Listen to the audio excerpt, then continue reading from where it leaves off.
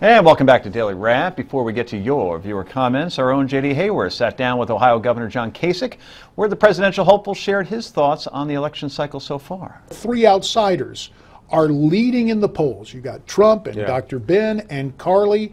Your assessment of this hunger for outsiders, each of those three, if you could take a look at them. Well, I don't do analysis of other candidates, J.D. I would be really off message. But what I do think is at the end of the day, people want somebody who knows how to land the plane. And I'm just going to hang in there telling people who I am, what my record is, and what my vision is, and let them get to know me a little bit, and either work or it won't. But I think at the end of the day, things tend to settle down, and I think we're just seeing great volatility in the race, and it's slow and steady and keep climbing.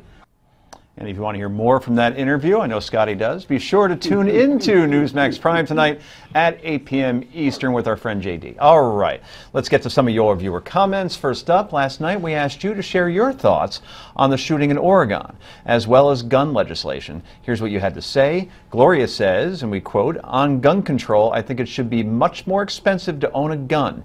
That would weed out some of the irresponsible gun owners. I also think psychological testing should be part of the firearm application process. Lastly, we need a nationwide database to thoroughly check backgrounds." And WJ says blaming video games is the same sidestepping used by liberals. It addresses the symptoms instead of the issue at hand. While it's impossible to say any one thing is the cause of these mass shootings in recent years, I believe a large part of it is related to parenting more than anything. Morals and ethics begin with parents and guardians. Okay, let's discuss that for a moment. Well, two very interesting comments, I would say, coming from different places, but I'm not going to necessarily disagree with either of them. Neither will I. It starts with that. It starts in the home, and it starts with parents. But I agree. But you have to sit there and put. I'm sorry. Some of these video games, if you haven't played them, they are extremely violent, and these parents go and buy them just because they don't want to deal with their whining children. Yeah. And when you watch them, they are probably. I actually think they're more violent than actually in life sometimes. I mean, you do have the blood spattering, and I do think that kind of creates sort of like a blood hunger for some of these guys that might already be mentally unstable. It's not the days of Donkey Kong. No, or Mario Brothers. Or Pong, for that matter. Or Pong. Well, Donkey Kong is the same. Well, Frogger was a little violent. I mean, getting smashed in the middle of the road. Johnny, good point. You know, one thing that stood out in that is the fact that first email, that would cost so much money and time and effort to try to go out and do two of the first things that she talked about there. I mean, it's just, those aren't realistic solutions. And when it comes to parenting, here's the problem. Anybody can have a baby. You don't have to get a license to have a child.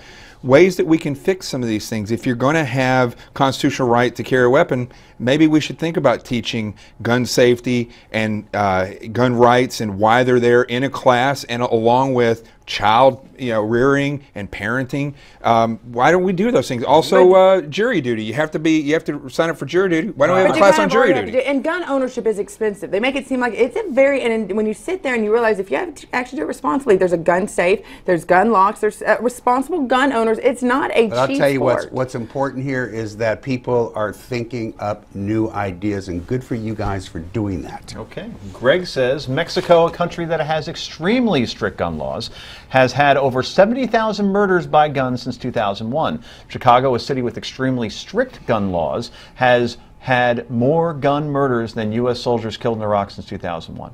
We need more guns, not less. That way, when a lunatic has an idea to kill, he will be evenly matched. And Jason says, if, as an early report says, the shooter was asking people if they were Christians and shooting them if they answered yes, then perhaps the thrust of the president's speech was missing the real point. Or perhaps you need to know a little bit more, because we're learning more. Mike says the reason concealed carry laws have swept the U.S. is because where they are enacted, there is a sharp drop in crime. We need more guns, not less. Scotty says yes, yes, yes. Absolutely. And you're the person before that. I just want to point out, hate crime, hate crime, hate crime. How many times have you heard that said today on any of the mainstream media? Very little. This is a hate crime committed yesterday. Let's point that out. And hate crimes just don't exist against Muslims or against blacks or against certain. It exists against Christians, and that's what happened yesterday. Christians were targeted and murdered for their faith. Amen to that. And, well, I'm not going to amend that. We don't know enough yet. Richard says, if the state of Oregon was not illegally keeping the student from using their constitutional right to carry concealed, illegally, the nut job would have been killed before he was able to murder so many. So the liberal gun control fools are to blame for the murder of all these kids.